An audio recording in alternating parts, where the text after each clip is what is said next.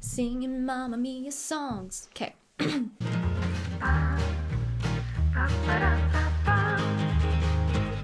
Hi everybody, welcome back to my channel. If you're new here, welcome. I'm Amber Rose, also known as The Religious Hippie. You can basically follow me on any social media platform, or you can go to my website at thereligioushippie.com. So today is an interesting topic. I've done a couple videos about the traditional Latin Mass. As you guys know, I go to a parish that is known for the traditional Latin Mass, St. John Cantius, and so I just have this love for the TLM, and I always love sharing that love with you guys online. But today we're going to be talking about some misconceptions about the traditional Latin Mass, because there tends to be about 5 big ones that I see consistently. And I want to kind of put an end to those misconceptions for anyone who might be on the edge about going and participating in a traditional Latin Mass. So with all of that being said, grab your iced coffees and let's get down to it. Also, just a disclaimer before we get into this video, I do think that the Novus Ordo is valid. In fact, I myself go to a Latin Novus Ordo, and I just want to let you guys know that we do not worship the liturgy, we worship God through the liturgy, and sometimes we have preferences, and that's all. But I just wanted to throw that in there, and with all of that being said, let's get into the video. So the first misconception I want to get into is that you need to know Latin in order to participate in the traditional Latin Mass. This is not true. You do not need to know Latin in order to participate, even though Latin is the official language of the Roman Catholic Church. But if you continue going to the traditional Latin Mass and you want to get more involved, it will be helpful to learn a little bit of Latin here and there. But we also have Latin to English translated missals, which are to help you with that. So while participating in the Mass is really important, what's more important is the internal conversation you're having with Christ during the Mass. If you're going to the Latin Mass for the very first time, view it almost as though it's Eucharistic adoration. Have a conversation with God in your heart. And if you apply yourself, you will be able to understand what's going on in the Mass, because in the Mass, it's more about the actions than it is the words. While the words are very, very important,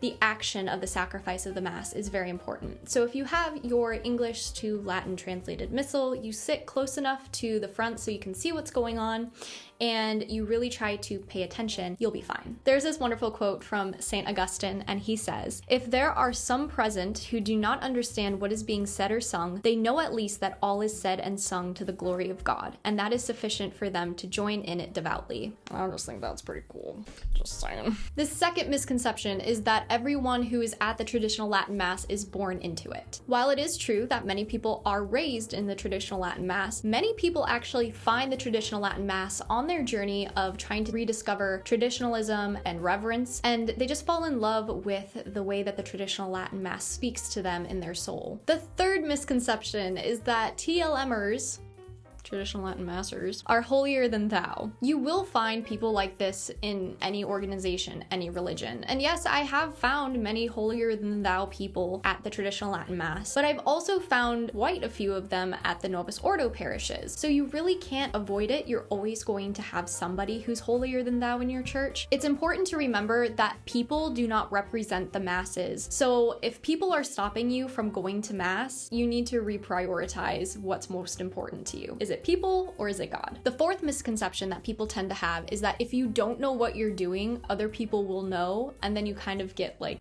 I can guarantee you that there are a lot of people, even regular TLMers, who do not know what's going on sometimes. Myself included. Sometimes I get there's cute babies at Mass, okay? Sometimes I'm like, wait, are we at the Kyrie? Where are we? What's going on? And the next thing you know, we're doing the offering, and I'm like, Now, if you feel really uncertain about what to do during the traditional Latin Mass, I highly suggest sitting close enough where there's still people in front of you so you can still follow along with sitting, standing, and kneeling, but still sit close enough that you can see what's going on in front. You can see what the priest is doing, and I've just found that to be very helpful with distractions, but also to understand what's going on. If you sit far back, you're not going to see what's going on, and you might be more susceptible to getting lost than if you sat closer. Yeah, sit real close. And the fifth and final misconception is that the TLM is full of old people. Is it full of old people? No. Actually, it's kind of the opposite. At the TLM, there are so many young families, babies, teens, young adults, and there's old people too. But the TLM is actually where I met my boyfriend,